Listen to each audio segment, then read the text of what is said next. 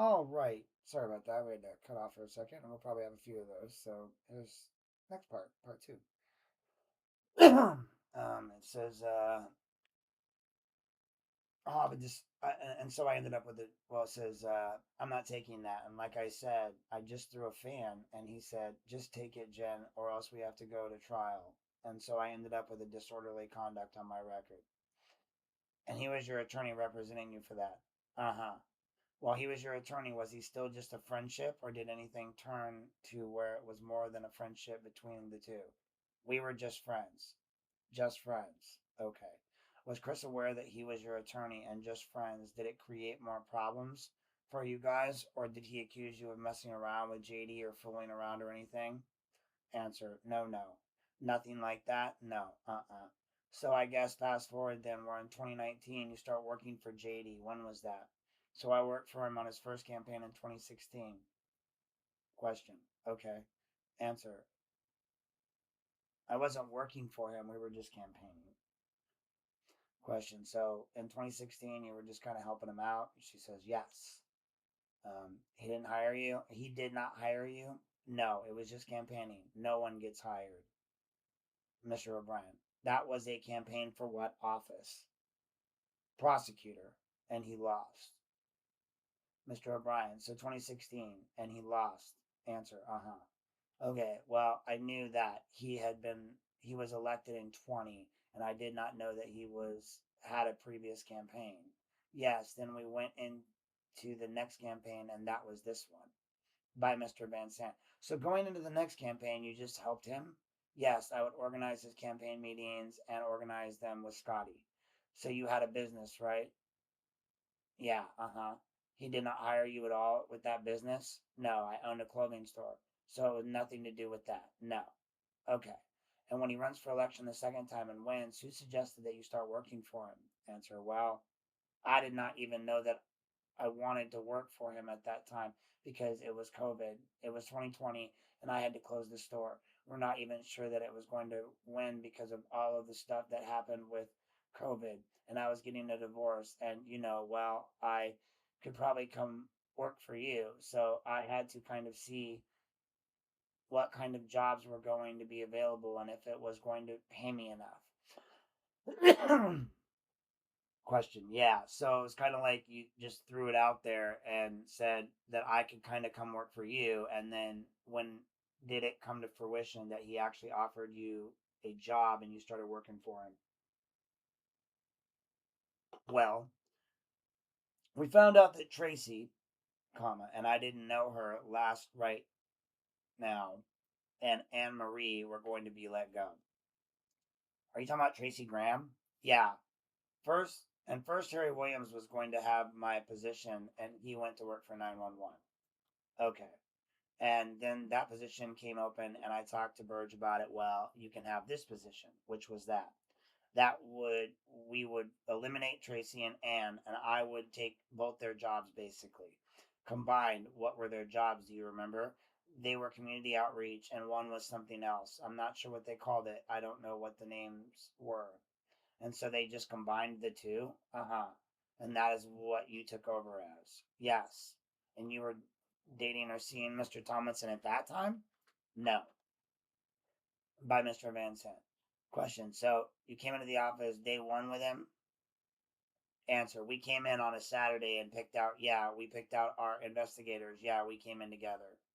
How long after you started working for him that your friendship turned to more? It was like April, May of 2019, 21, 21 of May. And did he involve you? How did how did that evolve, if you don't mind? Well, we just spent so much time together. Yeah, so much time all day at work and to go to the gym and eat, and we were together all of the time. Okay, was a conversation between the two of you that you decided to be a couple, or was it like something casual? No, we were like, and then we came into the office and we told Dan Petticourt that we were dating. And at first Dan said, oh, you guys can date, that is fine, and then came back a couple months later and said, no, you guys are not allowed to date. And it becomes a thing, basically. Question. When you say became a thing, Well, like back and forth, like we are allowed to date, then not date, and then this time we were like really in it. We were basically inseparable. You loved him? Of course, sure, yeah. Yeah. So how did that change in terms of the dynamics in the office? And Petticourt comes out and says that you guys really shouldn't. Don't you guys have to hide things? Or answer, yeah, I'm pretty sure I'm pretty much a private person as it is. So it was like we were not hiding, but unless so it was like we were not hiding, but unless we were on vacation, we really didn't do much. We were kind of homebodies. So the relationship worked until it didn't.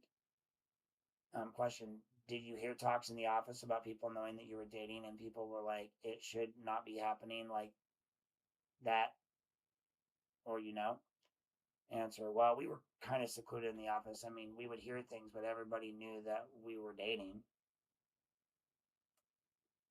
Yeah, so did it start to get really, really toxic and bad then? Probably in like 2021 was good. So 2022 maybe. Or what happened? All right, I gotta pause.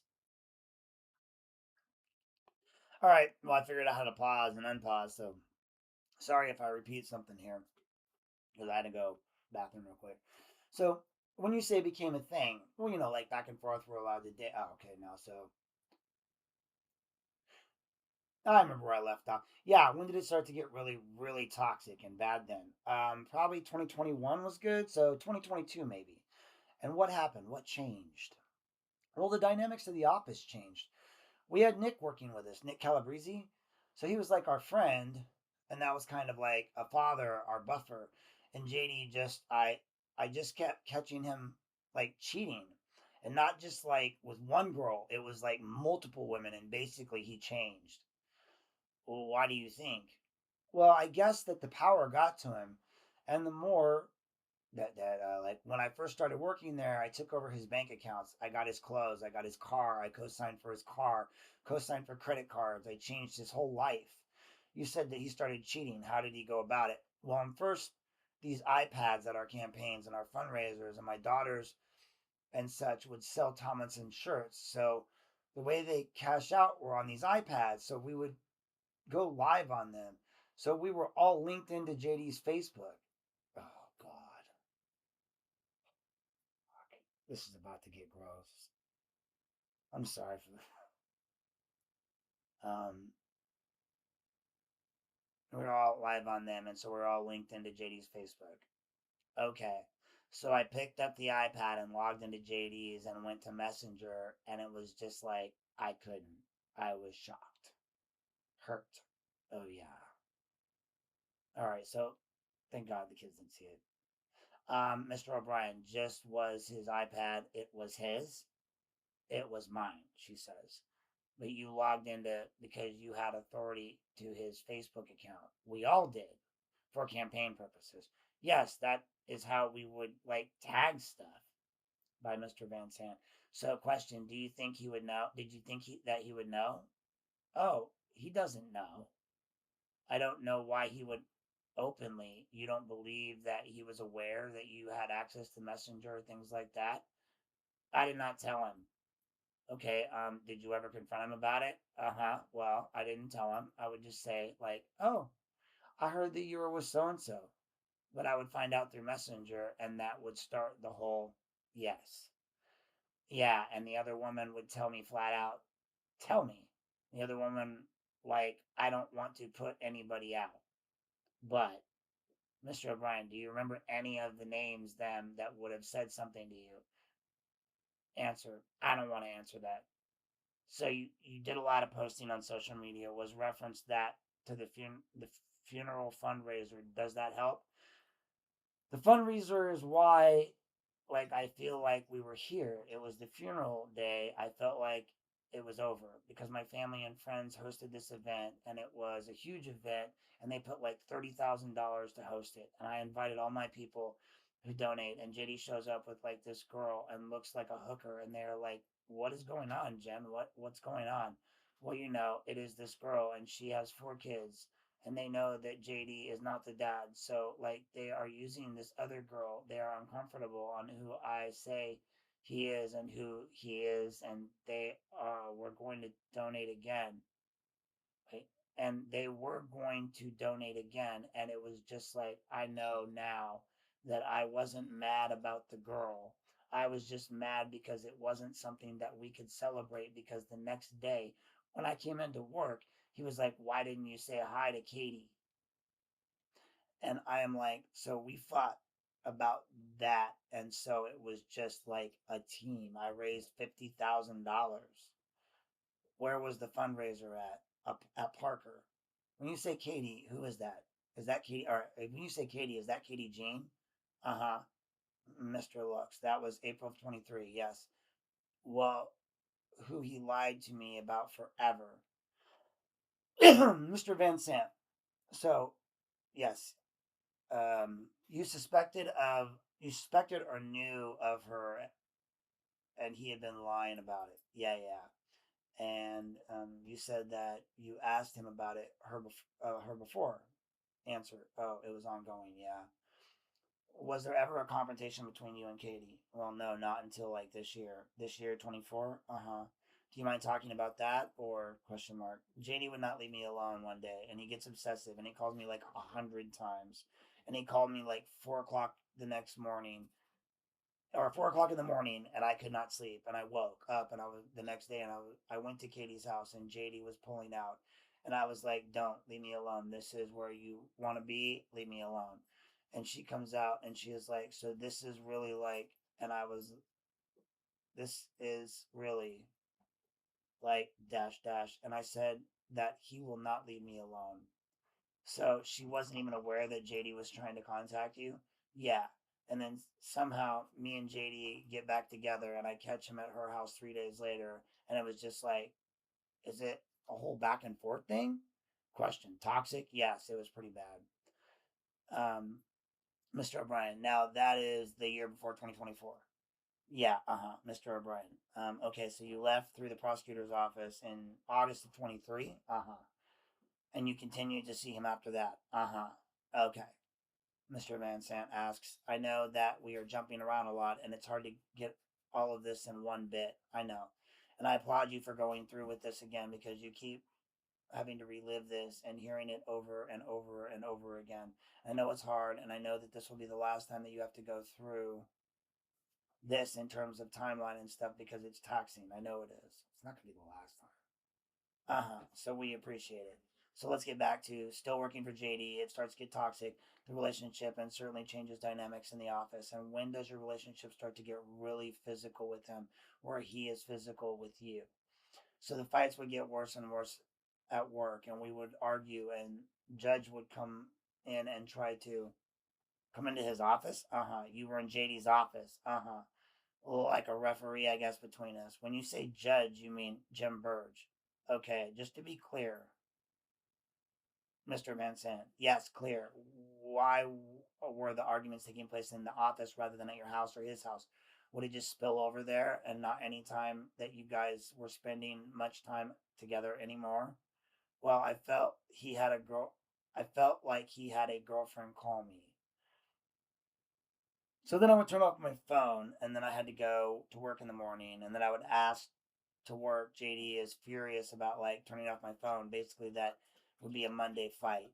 Okay, so it was bad enough the relationship to you guys were not doing anything socially, but obviously you had to go to work because you were compelled to be there, and that is where it would all spill over. The arguments and stuff would be there.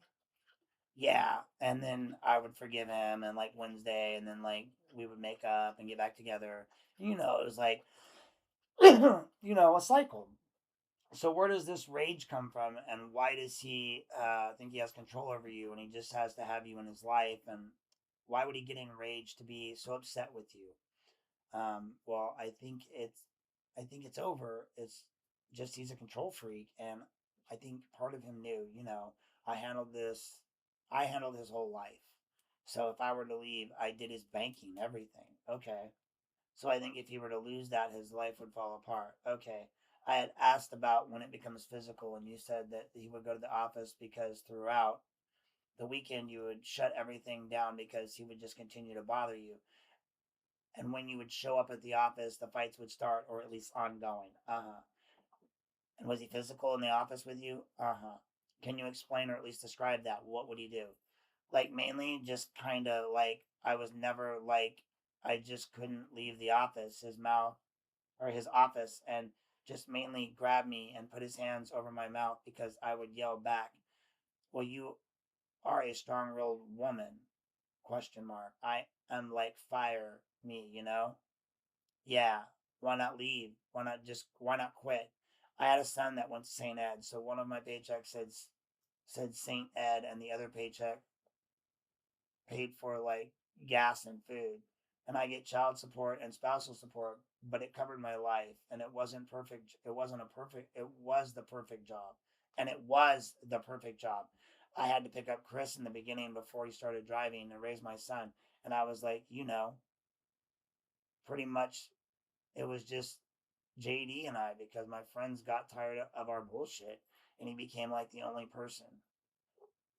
That's key there, folks. That's like Abuser's Handbook 101, alienate from friends and family. Just pointing that out. Um, and he became like my only person. And question, did you feel stuck? Well, yeah. I just wanted things to go back to like 2021. Yeah. So would it be safe to say that you felt compelled to do whatever he had to do? You had to do to keep your job? Yeah. If he's not happy, I begged him to switch me to a different department. Yeah, yeah, to include or even go to the extent of keeping him happy. Still having that sexual relationship, still having the relationship as though you felt that you wanted to keep him happy and that you would do anything that he wanted you to do. Yes, and I would handle JD, but when the investigators turned on me, it was a different story because I said, now I have to work and fight with you and fight with your investigators. Well, why did they turn on you? I think, well, I know because Gary Lawn Care, they were kind of like in cahoots. Have Jen get mad at me, and then she will leave, and then JD will still orchestrate JD's life on the and then JD will still orchestrate JD's life on the side. So I think she meant Jen. That's weird. Um, is this something that you are summarizing or something that you know of that Gary Lamarcore? Gary told somebody that. Do you know who that somebody was? Told his wife, and his wife told another woman, and the woman came and told me.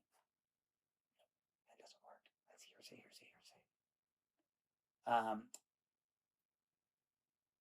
Who was? And it doesn't make sense because even Rich Resendez. It doesn't make sense because even Rich Resendez, Rich was like, JD, Gary is messing with Jen. You need to put an end to it. This is crazy. And JD said that I'm going to handle it, and I'm going to handle it. All right, another pause there. Um, so it says, um,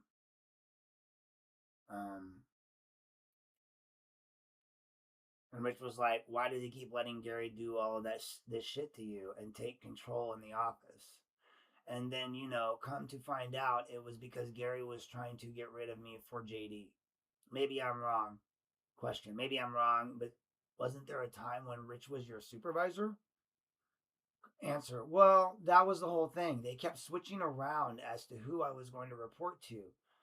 But question, who was aware of you having this physical toxic relationship in the office and did not intercede or at least try to get involved in trying to help you? Are you aware if anyone knew this was going on? I think that everybody knew. I mean, we were loud. Question, sure. And you said Jim Burge would come in and referee. So he obviously was aware you either something physical was going on between you two, or at least there was something toxic enough to where it wasn't conducive to the work environment. Yeah. And he did nothing to help you. Well, he would try to help by what means? Like, JD, come on, let's work through this. Well, sorry about that. We keep having to pause. My daughter came in as looking for a remote. Apparently he's missing. So I left off with, well, you would try to help. By what means? Well, like JD would come on, let's work. He would say, like, JD, come on, man, and let's work through this. You know, you and Jim love each other.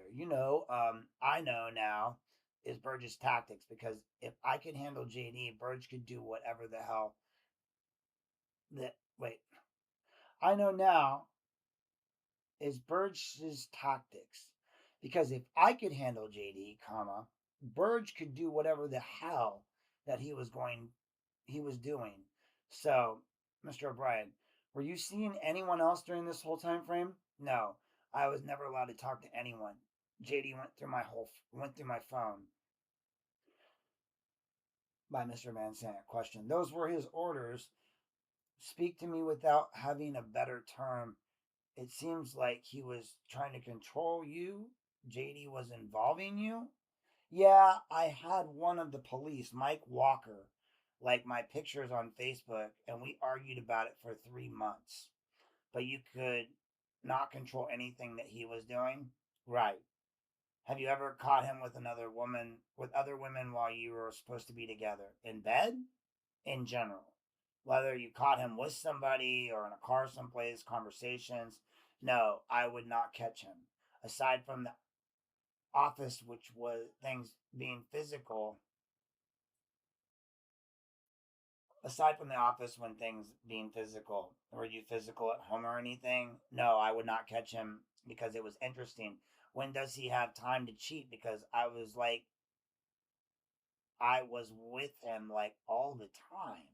And I did not understand where the women would even but then I found out that he would see them 1, 2, 3, 4, 5, 6 o'clock in the morning. Like he never slept. How did you find that out? Messenger. His Facebook account? Uh huh. And you said it was more than one? There were others. More than one woman that he was seeing besides you. Oh, there were like 10 at a time. Okay. Like, so you end up resigning. What led to that? Your resignation. The whole thing started with Lisa Barrios. Like, there was a position that was going to be opening for a victim advocate. And I was like, that she would be a great victim advocate because she lost her son.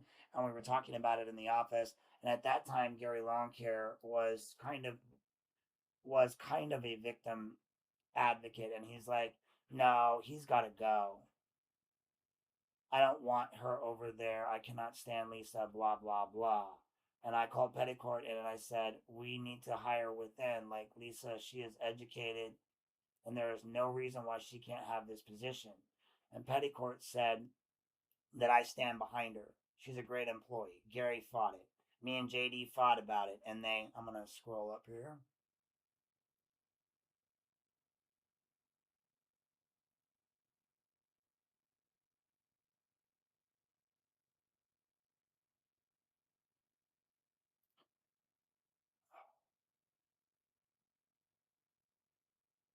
And they even interviewed other people. Lisa gets the job and Gary wants to hire her for less money. And I was like, hell no. And we fought about that. Then I find out that the victim advocate have their own offices and Lisa's desk, she is like, I am not allowed. And I am like, what do you mean you're not allowed? She says, I'm not allowed. So I told Petticourt and I was like, Gary is flatly discriminating against Lisa Barrios. Petticourt tells Gary. So then me and JD are fighting about it. And I'm like, I was upset that they were treating Lisa that way. And Gary writes me up and Judge Burge. Stop calling him Judge. He's not a judge anymore, jackasses. Has a reply for the write up. And I did not know that any of this was going on, by the way. And I might find out that Gary writes me up, and I go to Gary's office, and me and him get into an argument. And then I go to JD's office, and me and him are arguing about it. And then we got into a physical altercation. Question. In his office? Uh huh. And so what happened? Can you describe what happened? Well, it was bad, kind of. He grabbed me and he threw me on the couch.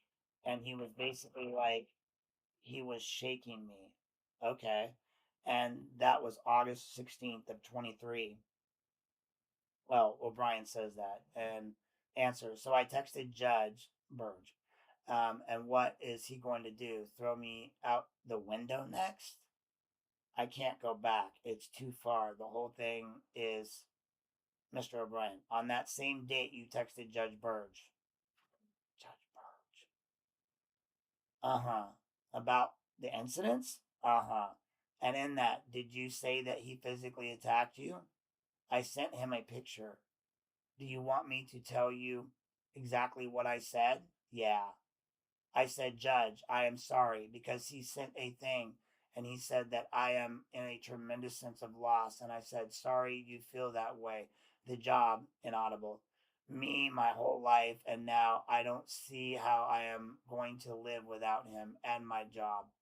I had to leave. I had to get away from JD, and we got into a physical fight Monday at my house, and now we put bruises on my arm. I need insurance. I need the money.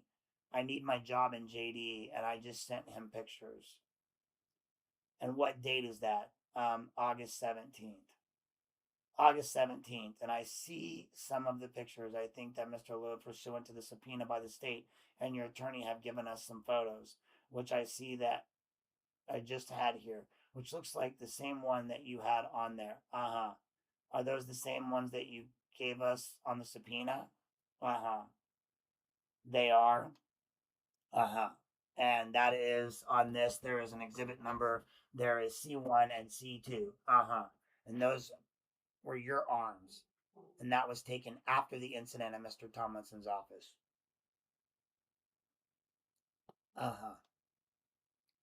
And the text to the judge that you just referenced, that was not the same day. That was a day or two later. I sent that on the date. On what date? The 16th? Did I send that on the 16th? Mr. Lux says that you left. Answer, yeah. By Mr. Van Sant. I think it was the question. I think it was the 16th. Answer, yeah. I sent it to the judge the next day. Okay, at least that's what I understand. You sent the email on August 16th. You were resigning, saying it was effective the day before August 15th. Mr. Van Sant, going back, Mr. O'Brien, when you consider the incident in your office, I think that you said he pushed you on the couch, grabbed you by the arm, and shook you. And would you consider that to have been assault? Answer, yeah. So, and would you consider that to have been an assault? She answers, yeah. Mr. O'Brien, you know what an assault is? Yes. No. Mr. O'Brien, okay. At least on the EEO form, that there was an effort by the prosecutor's office to fight that becoming a release on public records request. It's 2 pages that were able to get, and we got that from the state auditor, and I believe that came from Mr. Lux as well on the subpoena from them. On page 2 of that EEO complaint, this goes back to being signed by you on October 10th. Uh-huh. Well, down there, that's your signature, isn't it? Yes, by Mr. Van Sant. And page 2, it says here, August 15th, they met with Tomlinson with concerns and discussed how the office was reacting to your sincere discrimination complaint. And he yelled and grabbed you and shook you, leaving bruises. You left the office and resigned out of fear for your safety, and you felt constructively discharged you for raising the concerns about Lisa and also ending your sexual relationship with Tomlinson. Comma. Is that part of your inaudible complaint? Yeah. And all of that is true, right? Answer, yeah. You signed that back on October 10th. Uh-huh. For your then attorney, Jack Moran. Right. And along the line that I read in the Lorraine newspaper that Mr. Tomlinson, this is a question, said that he did not sign this and you did not see this and that Mr. Moran somehow created this. That is not true, was it? Answer. JD has this way of saying, like, for hours we would discuss this. Well, Jen, you don't actually write, you don't actually write it. Did you write that? did you get did you get out a pen? Did you write that? And I said, no, I didn't write it, JD. I did not have a piece of paper and a pen. Well, then he's like, you did not write it. Well, okay, I did not write it. And he's like, well, you did not write it. So we would go on for hours and hours of him trying to convince me that I did not write the thing. I did not write it. Well, it's typewritten. Yeah, I did not type it. I did not write it. I didn't. So, Mr. O'Brien, but you reviewed it before you signed it and it was accurate. Yes. But at work one time there was a stack of papers that my secretary gave me and I answered. Yes, but at work one time there was a stack of papers and my secretary gave me and I signed them. And he was like, you signed papers, Jen, and you did not read them before in the past. So you have a past of not reading what you write. And I said, okay, JD, that one time. So it'd be like hours of the same narrative that he wanted the public to believe that I signed on a blank document, which I had in the past, Mr. O'Brien. But it wasn't this one. It wasn't that document. And no, I did not write that. But Van Sant, but you, Mr. Lux, but Attorney Moran prepared that or his staff. Right. Answer. So Mr. Lux says, based on things that you told him. Answer. JD came over and argued with me that you told me that you did not write that. And I'm like, well, I did not write it. And he said, well, you did sign a blank document before. And I'm like, okay, JD, Mr. Van Sant, at work, not at Moran's office. Right. But he would refer back to it at this point where 3 hours later, fuck it, I wrote it. I don't know what. I don't know. Like, say whatever you want, JD, Mr. O'Brien. But he was trying to get you to backtrack. That was what was in the EEO complaint. Is that fair to say? Yes. Whew. So Mr. Van Sant asked, even the extent of some stuff that Attorney Lux gave me, the subsequent to the subpoena from the state auditor, there was an affidavit of Jennifer Battistelli in there that Jim Burge references on 2 occasions. You backed out or just don't sign. Are you aware of that? Okay, so then had this where they wanted me to meet Judge because I have not physically seen Judge and they know that and I love Judge. So JD would say, Jen, I just need you to meet Judge. I just need you to meet him and talk to him. And he's going to have you sign something. And it's about saying that it wasn't between you and I, it was all about Gary. Because it was about Gary. And I said, no, I'm not doing that. So I never signed anything. You never seen it? No, they sent it, Mr. Lux. That was in February, the time before, right, Jen? Yeah. So it was right after the settlement that you resigned. Yeah, right, right. Um, when they were trying to get you to sign the affidavit, Mr. Van Sant. It's hard for everybody to see, but it's this one, correct? Yeah, yeah. Okay, that is the one that says affidavit of Jen Battistelli, where it talks about going into the EEOC complaint and the settlement had nothing to do with you being difficult. I never seen this though. Where did this come from? She says. This was in the Mr. Lux. No, Mr. Van Sant. That was in the stack with the auditor. Mr. O'Brien, do you have the handwritten? There was a handwritten.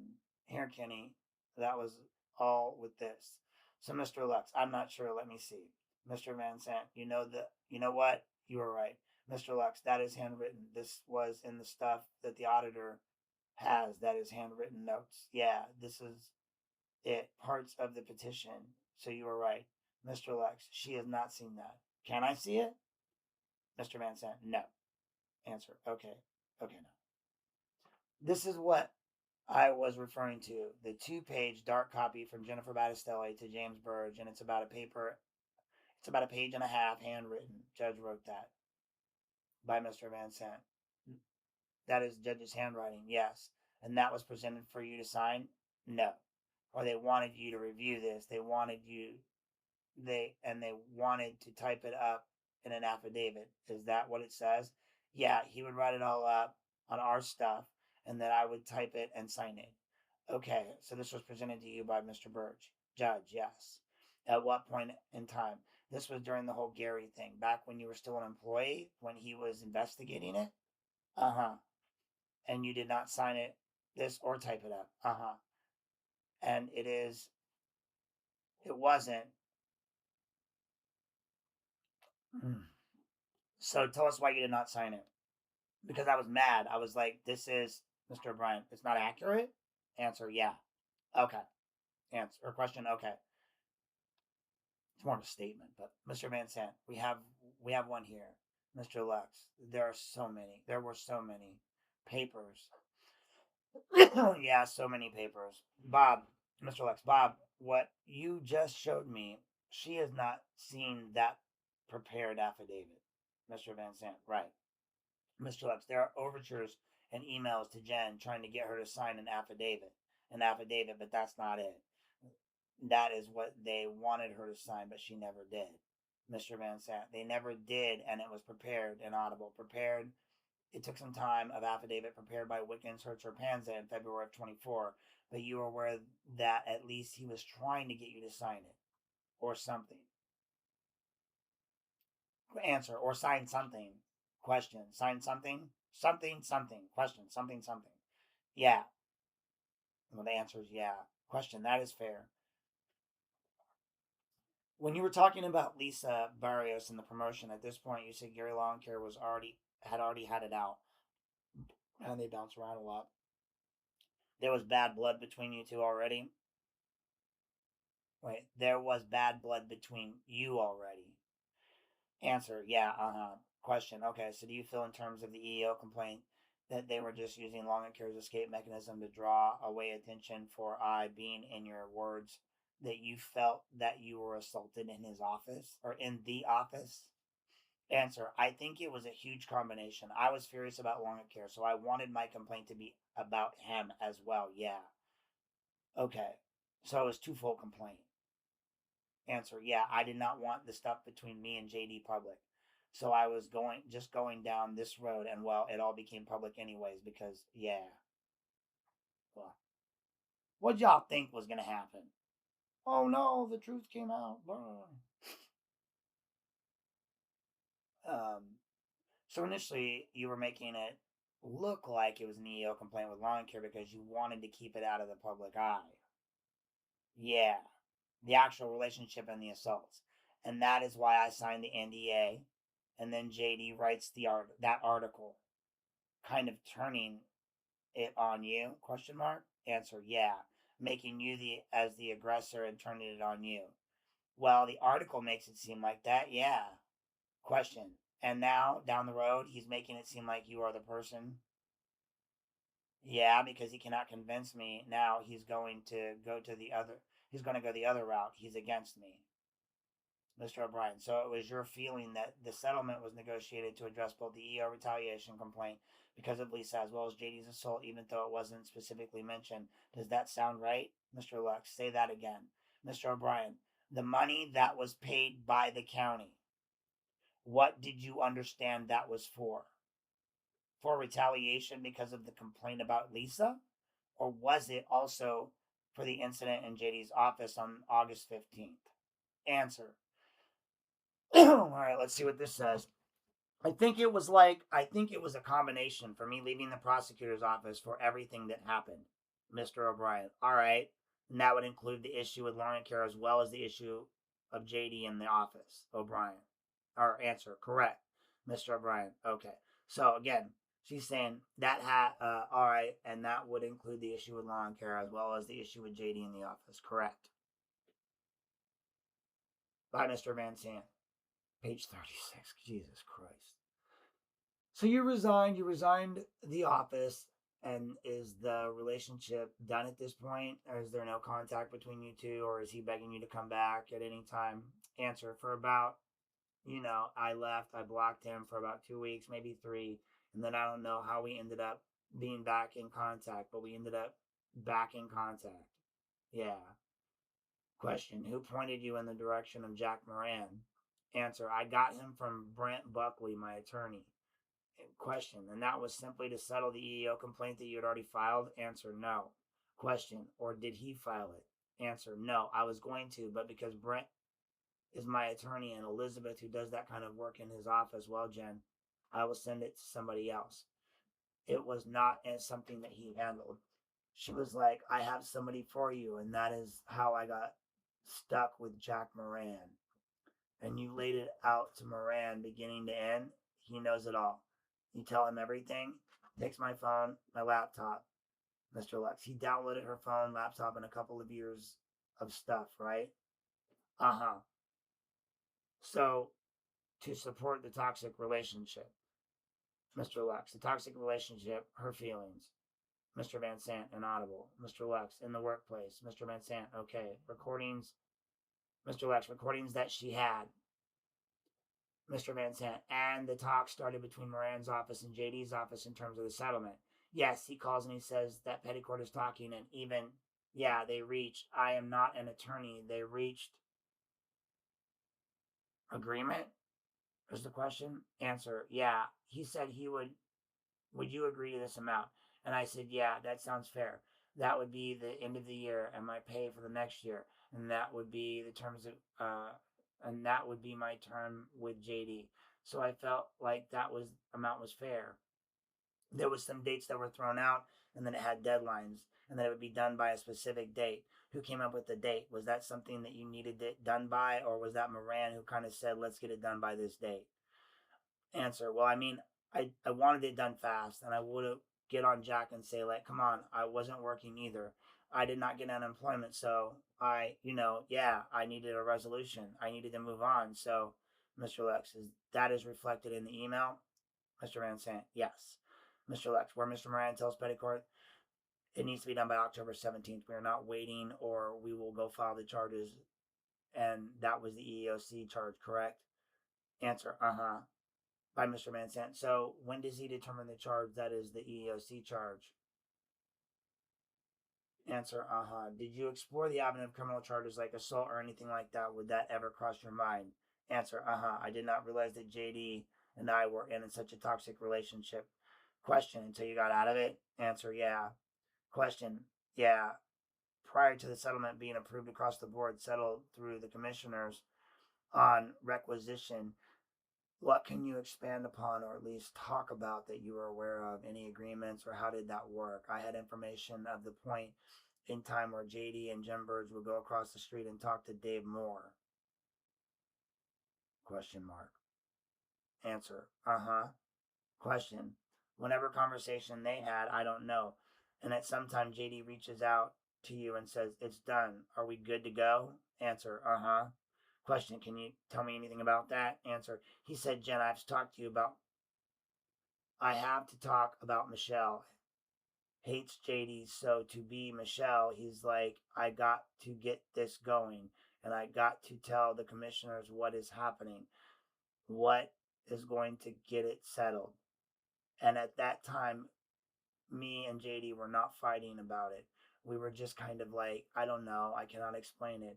And then he's just like, he just said that, Mr. Lex, had a dollar amount been agreed on at this point? $100,000 amount. Answer, I think we agreed it at this point. I think we agreed that was from the beginning. That happened pretty fast, the agreement, Mr. Lex says. And the answer is yes, because it would be my pay, basically, because at first they wanted to leave me on payroll and they had all kinds of other things they wanted to do. And I said, no, I am not going to be left on payroll and come in. And they had all kinds of different, by Mr. Van Sant. What do you think they wanted it to say? Why do you think they wanted it that way? Answer, for options on what they wanted to do. Question, did they have explanation for that? Mr. Lux, the first settlement agreement is crafted that way, correct? Yes, Mr. Lux, talking about keeping you on payroll and you come in on a Saturday. Answer, yeah, and getting paid for so many week kind of thing. Yeah, I said I'm not doing that. By Mr. Manson, did they have a conversation with you about over the phone? Yeah, over the phone. He calls me and he tells me that you have to get it approved by the commissioners and stuff, and that there's a conversation and a follow-up conversation about where he tells you it's approved. Uh-huh. Was that the conversation where you were at Anytime Fitness? Answer, maybe. Question, is there and you have a conversation, is he there and you have a conversation there? I don't know that answer, she says. Okay. And we were also there. Question, apparently there was a time that he met you there and you had to let him in the door, and you guys were on the treadmill talking about it. Does that ring a bell? Answer: we were on the treadmill so I don't know. So it's hard. We could have. That is what we did. We worked out. Question: okay, so how about the time that you were on the treadmill yourself and the phone rings and it was JD and you were having a conversation with him, and I don't know, it was on speaker or what? Information that I got is that you were there on it and the phone rang and it was like JD, and then shortly after the amount was agreed upon, and I know it's hard now. Yeah. But back then, can you pinpoint? If you don't know, you just don't know. Answer: we talked about it. We talked all of the time on the treadmill. I don't know.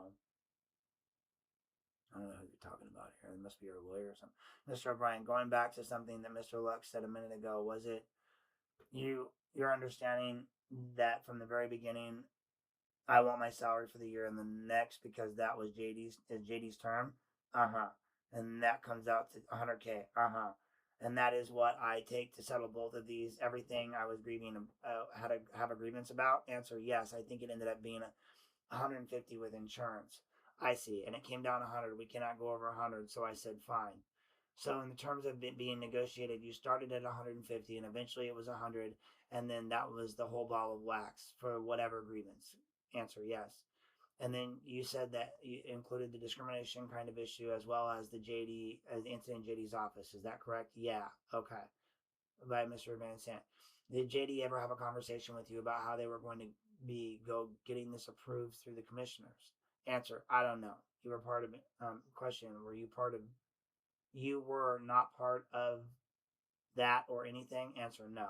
Mr. O'Brien, who raised the NDA side of things, saying that we need to have an NDA in it? They did. I mean, they were like, um, they. Mr. O'Brien says they. Petticourt, they. Burge, they. JD. Answer: yeah. Did they explain why they wanted it? Is what Van Sant says, and she answers, well, I wanted it too because I was like, that sounds great. I can't talk, he can't talk. That is perfect. Mr. Bryan, right. That would be a perfect solution. But they raised it first. I don't know. I can't answer, Mr. O'Brien. Well, that is why I asked. Okay. By Mr. Van Sant. So you resign. You know what? I'm going to pause it real quick. It's been 47 minutes. I'm going to take another quick break. So I'll be back in a minute and we'll continue at page 44. Welcome back to Patton Story Time. Where we last left off was page 44. Wow.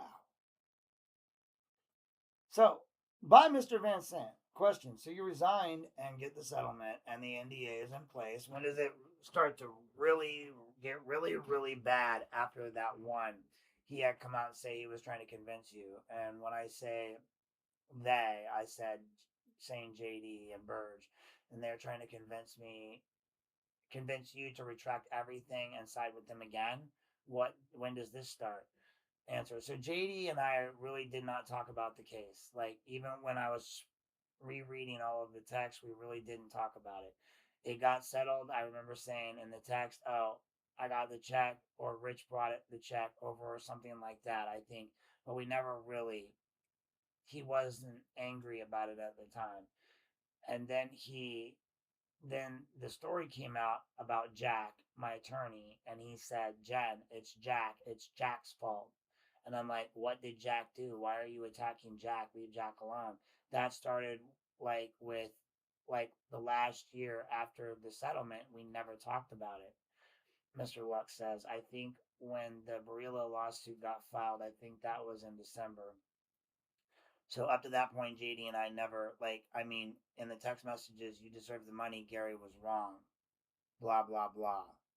So up to that point, JD and I never, in the text message, you deserve the money, Gary was wrong, blah, blah, blah. That's something that was stated in the email that I was sent by Proton, and it calls out that, you deserve the money. Mr. Van Sant. Question: he says that Gary was wrong. Answer: yes. Question: but he promoted Gary and gave him more money. Answer, yeah. And we would fight about that. And I am like, are you going to promote? How are you going to promote Gary? And I could tell you that Gary wanted my job and he got it. Question. The Brilla suit comes out and that resurfaces things again. And now he's wanting to make it seem as though it was Moran who did all of this, trying to put it in your head that Moran is the one that did this and Moran is who did it and Moran is driving this bus, but it wasn't true. Answer, no. Question. So did you feel though JD and Jim Burge at some point were trying to talk to you to coax you or at least convince you into retracting things? Answer. I think that they were just trying to save their asses. And they were just trying to find a way. She says, I think they were just trying to save their asses and they were just trying to find a way. I mean, sounds true to me. Um, so like, did you feel as though it was getting to a point where it was kind of like harassment? And answer, like, I just got tired of talking about it. Yeah, fighting about it. Question, but they kept on and wanted you to change your dot dot. Answer, yeah. Question, even to the extent that JD would come over to your house uninvited? Answer, uh-huh. Mr. O'Brien. So, did you consider yourself broken up at this point in time? Answer, like I told Ken, we would break up every 3 days. Mr. O'Brien, inaudible, by Mr. Van Sant. But you were certainly not on terms like you used to be, and but you were cordial. Answer, it's hard. It's hard for me to explain because I come from such a traumatic childhood that not talking to JD was worse than the abuse because at least the abuse I could handle him. I knew it was coming. Not speaking to him and blocking him triggered the abandonment part of me. So that felt worse. I would rather deal with the abuse. At that least I knew that. So I would take him back every time. All right, guys, like that's textbook. I can go look at my DSM-5. I can go back and look at everything. Like, so when you look at childhood trauma, fear of abandonment, you look at all these things and you go, okay, better the devil I know than the devil I don't know. Like, and so that's a true statement. Like, abused women, abused people typically will look at it that way, and again, abandonment's worse. I'd rather be with this person because, they do these things, but they still love me. Um, So at what point did you think that you are done over with completely inaudible? Answer, inaudible. Application a couple of months ago. Mr. O'Brien says, well, today do you consider yourself? Answer, well, now because this is the longest that him and I have ever not spoken to each other. Mr. O'Brien, when was that? Answer, the end of May. Would you consider now that you are broken up? Asked Mr. O'Brien. Answer, we are broken up. Mr. O'Brien says, and you would say that you were broken up since the end of May then? Answer, what was that? Mr. O'Brien says, you mentioned in the end of May that would be the point, the end of May. Since you have not talked to him, would you consider that you were broken up as of the end of May? Answer, yes. Mr. O'Brien, but prior to that, you were still off again, on again. Answer, the cycle of abuse. Yeah. Answer, what? Question, Mr. O'Brien, but prior to that, you were still off again, on again. Answer, the cycle of abuse, comma, yeah. Mr. Van Sant, and like you said, that was a cycle and it's going to take some time. And he knows that he has you on the string. Would he use certain triggers to pull you back in? Do you know what a trigger is? Sorry. People asking my questions. Answer, well, yeah, like what would happen the end, Katie Jane, because he would go from her to like within hours I would catch him and she would catch him and we would like we will get on the phone and I would be like it became like this whole thing. Question. Okay, you mentioned Katie Jean. Was there a confrontation between the two of you at a gas station? Answer. Uh-huh. Can you answer question? Can you tell me what that was about? Answer. I was pumping gas and she pulled in. I don't know how the conversation started and I was like, Katie, I never thought that you and JD was together. Comment. Him and I did everything together. And I was like, we spent all the time together. We were on the same bank accounts and buy cars together. We redid our house together, and he's like my boyfriend, and he prances around and he prances you around sometimes. You got 4 kids. He's never going to blow up bouncy houses and go to Disneyland and do these things with you. I am like, how? Question. He doesn't like kids? Answer. No, he hates kids. Ew. He doesn't like kids. Answer. No, he hates kids. Question. But you have kids. Answer. But they are gone, older. Question. Something that he doesn't have to worry about? Answer. Yeah. Mr. O'Brien, what was her response to that? She was like, I just don't know about you. I don't know that you were, he lied about you all of the time. So she lived the same life that I did. It was just like reversed basically by Mr. Van Sant. You said you guys have the same bank account, so your payroll and his payroll check would go into the same. Well, not the same bank account, but he had access to it. Right, right. When was the incident with Katie Jean that you just described? Answer, this year. Mr. Bryan, this year, okay. And then you talk about this having a confrontation going to her house. That was a conversation captured on the Ring doorbell. Answer, yes, she did. Question, well, you were never physical with her? No, I was like telling him, like, basically, you're caught, you're done, stay here, stay at Katie's. Question, you stated that you did not have any contact with him since May, whether or not it's in person or him trying to get a hold of you. Can you tell me there was an incident where he parked down the street in front of someone's home, parked behind houses and around to your back door? Answer, and came around and around to your back door? Answer, So was he uninvited at that time? Uh-huh. Were you scared? Yeah, I mean, he used to come over like whenever he wanted. Question, always at the back door?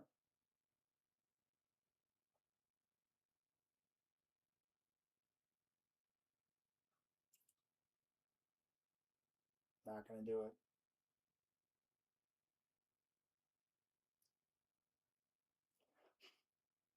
Well, I mean, my bedroom is a back door. It's a sliding glass porch, my back door.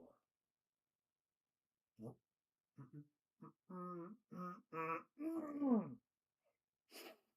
So when he would come over invited, he used the regular front door just like an wait. So when he would come over uninvited, he used the regular front door just like a normal person. Yeah, but when he came to the back door, my son wouldn't know. Question. So he would do that to avoid your son because your son is upset with him? Yeah, my son hates him because of him assaulting you in the past. Answer, or just the hell, like, yeah. Question. Okay, let me pause this for a minute. Thereupon, the tape has stopped. All right. Listen, we're at an hour point here, so I'm gonna stop this particular video and I'm gonna upload it, and then I'm gonna upload. Well, so I'm gonna take a break. I'm gonna upload this video to the internet, and then when we come back, we will be at page 51 when they come back from this, and we'll start back up at the top. Just know it looks like this transcript goes on for let's see, there's what 37, 21, 19. There's a couple of affidavits in here, so this particular one apparently ends at page 58. So when we come back, we'll be there, and we'll see you guys when we return.